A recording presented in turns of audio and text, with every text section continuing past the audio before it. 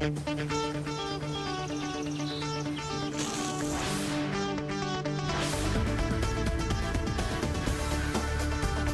that great? Yeah, oh, it is. It is so much fun. And look at you. You didn't gain a pound. Oh, I did. It's in places that you never would expect it, honestly. But it's also because I've been sleeping. It's helped me kind of get myself back in order. And that was a big thanks to Shari Mezrah. Yes, it's only fitting that she's here. She is the author of The Baby Sleeps Tonight. Let's welcome Shari Mezrah.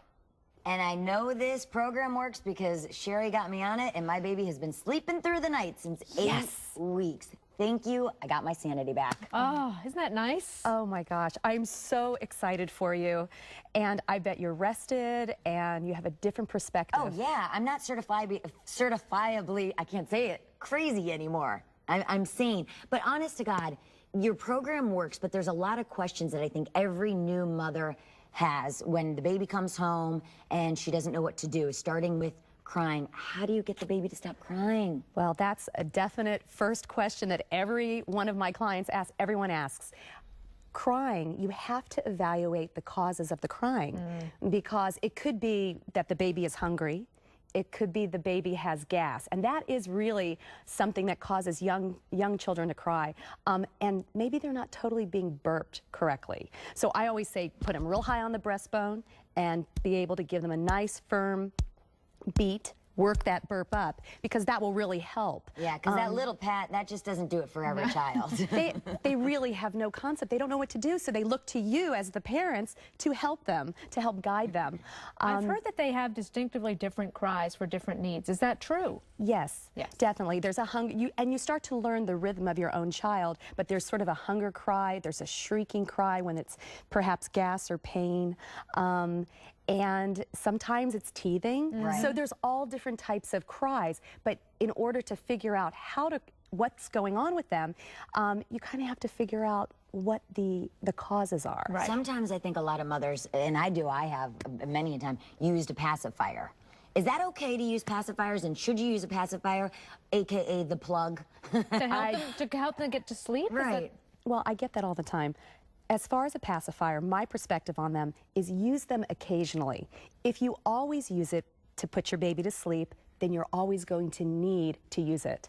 So if you use other soothing tools like a soft blanket across the face or a rhythmic patting, that will help as well. But you want to get rid of that pacifier as soon as 1 year old. Try to get rid of it because the horror story down the road is what it can do to the mouth. Oh, okay. Now let's talk about, is it too late to get them on a schedule?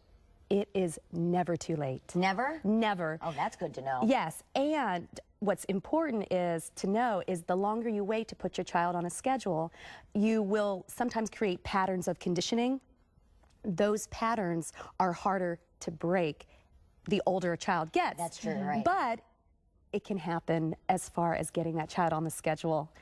And it can happen right away. I mean, as I said, thanks to your program, and you can adjust it to each individual's needs, you know. Right. But thanks to your program, my baby was able to sleep at 8 weeks old, and which I thought was, I mean, it was heaven. Like the skies opened up, you know. It was the angels were singing when that happened.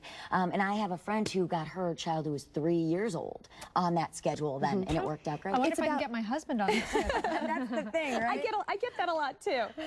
But it's about creating the night, right? Because that child has no concept of day or night when they come out, and it's your job as a parent to teach them. What about using a crib or a bassinet? What do you recommend? I recommend a crib if you have the luxury of doing that right away, because it allows your child to get familiar with their own environment from the beginning. And the environment they'll be in for a long time. Right. However, if you've had a cesarean section or you've had a challenging birth, that bassinet, you know, in the room with you, is a good thing to have. However, as soon as you can make that transition, I would recommend that. And really quickly, your last question. My last question is, how do I make work and breastfeeding work out? It can work. It can? Yes. Just pumping? You can, yes, but what's important is that you pump at the times that you would regularly feed. Gotcha. So that's important. And then just store it up and give it to your baby because later. you want to keep that milk supply going. Oh, right. So you kind of have to strategize a little with your schedule and go from there. All right. Shari Mezrah, thank you very much. Stevie's right under there. He's breastfeeding right now. Congratulations. The book is called The Baby Sleeps Tonight, and it works. It really does. Coming up next, we are making quiche with Southern Living. It passed with flying colors in the test kitchen, so you know it's going to be great. Stay with us. More Daytime is ahead.